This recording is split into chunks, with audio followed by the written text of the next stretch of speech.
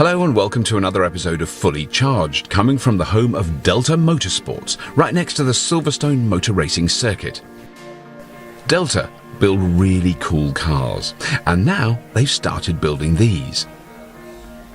They are producing 5 electric cars, supported by the Technology Strategy Board, as part of a government initiative to develop ultra-low energy vehicles. These cars not only use the latest technology in batteries, battery management and electric motors, they are also made to go the furthest distance with the least amount of energy used. Much less energy than a conventional car that has had the internal combustion engine taken out and replaced with electric motors and batteries. The bodywork and structure of the chassis are all made from carbon fibre. The cars are designed to be as light and aerodynamic as possible. This really is cutting-edge technology, and as I've come to expect, there's not some oily mechanic with a fistful of spanners working on the cars, but computer experts with laptops. Everywhere you look, there's laptops. The team ran through the final checks.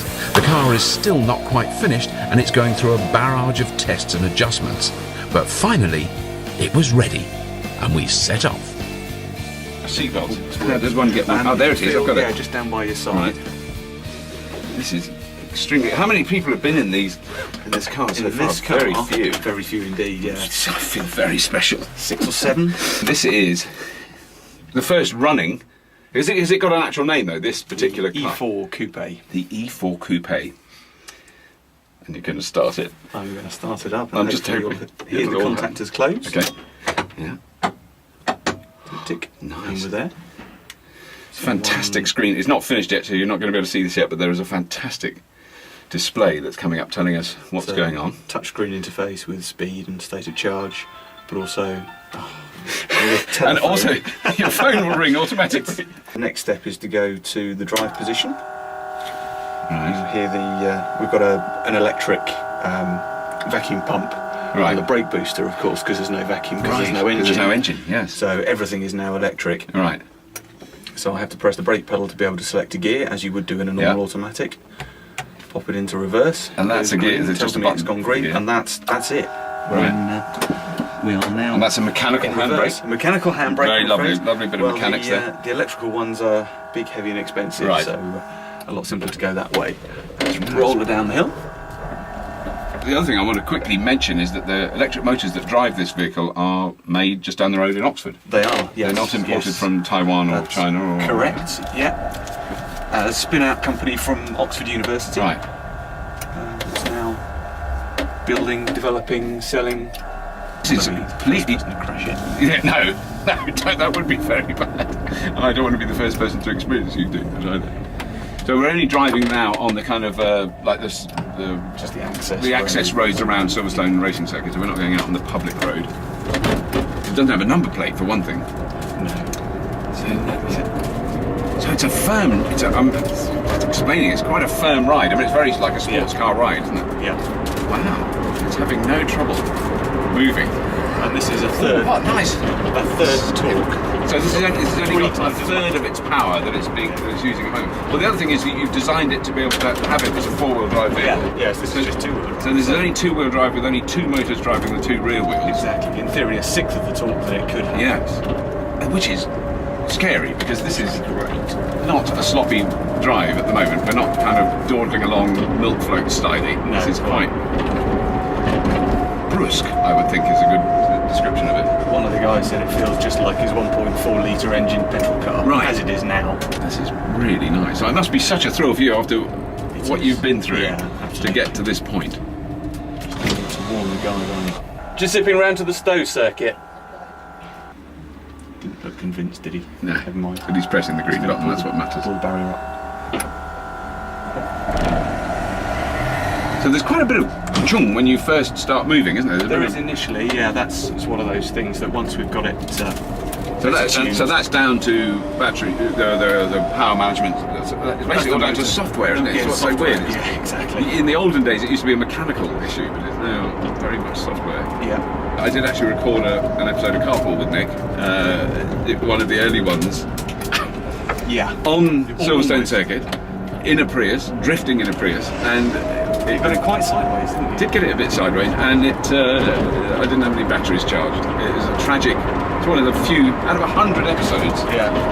It was one of 3 that were a disaster. So I'm very ashamed of that. So it's great to be able to come in. And we were talking about this car then, which at that stage was literally a drawing, I think. By the you know, there wasn't any bits of it.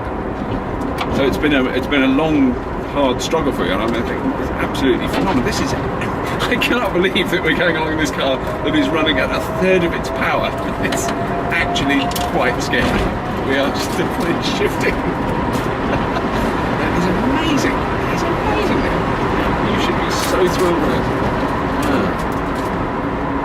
Now there's a quick question then, because I'm just trying to judge from my now slightly less limited experience of electric vehicles. Are you using regenerative braking from the motors at the moment? Right now we're not. You're not, but you can do it. There You can do it, right? Exactly.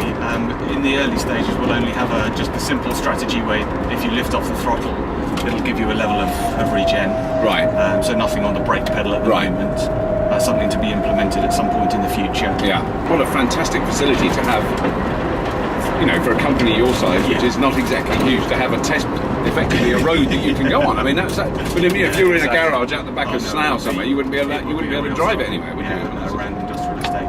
We've actually got a little bit of time booked on the circuit tomorrow, actually on the South Circuit. Right. Just to get a few more miles on it. Yeah. At slightly higher speed, because obviously we're limited as to what we can do. Yeah. Around the track, understandably. So there's been other manufacturers then have been looking at what you've done with this. And been having a. Yes, lots of interest. Couldn't possibly tell you who. No. Of course. No. I wouldn't dream of asking. Yeah. A number of volume manufacturers looking particularly at the moment at the lightweight composite structures that we've done. Because we should explain the body of the car is. I mean, all the body work you see is carbon fibre, is that right? It is, but even more important, the structure underneath the surface of the chassis, the guts of the car, if you like, is also carbon composite. Is it? Right. So that's quite different. So quite a lot of cars will, particularly high-end cars, will use carbon fibre in the bodywork, but then the chassis is either steel or aluminium, whatever. So so effectively the structure of the car is all carbon composite. Wow. Yeah.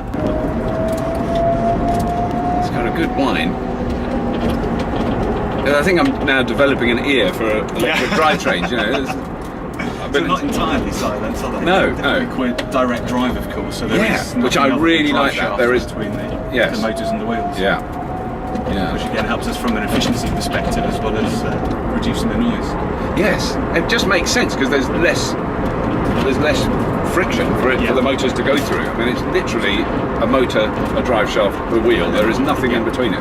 There's no gearing whatsoever. I think also, the thing I want to say is that your experience in motor racing, drivetrain, the kind of handling of this car, the steering, it feels so tight.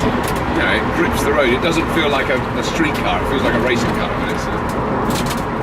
I mean, you've built all that effectively from scratch. The steering assembly, all that stuff. Absolutely. All designed from scratch. And having that experience, in that field, in the field of high performance cars, you can really sense it straight away. It's really impressive. There's all those things that, the amount of feedback you'd be getting if this was a powerful petrol engine. You'd be getting all that noise, the vibration. As you experience driving, you then learn how to judge that and judge it. Where's this? You're going, it's going along. It's going pretty quick. Not quite sure what's happening. So you've made 5 altogether. Yeah. The 5th one is not quite there yet, but the other 4 are getting pretty close. They're all pretty close. Yeah. And then will you then use those as sort of demonstration vehicles and take them around?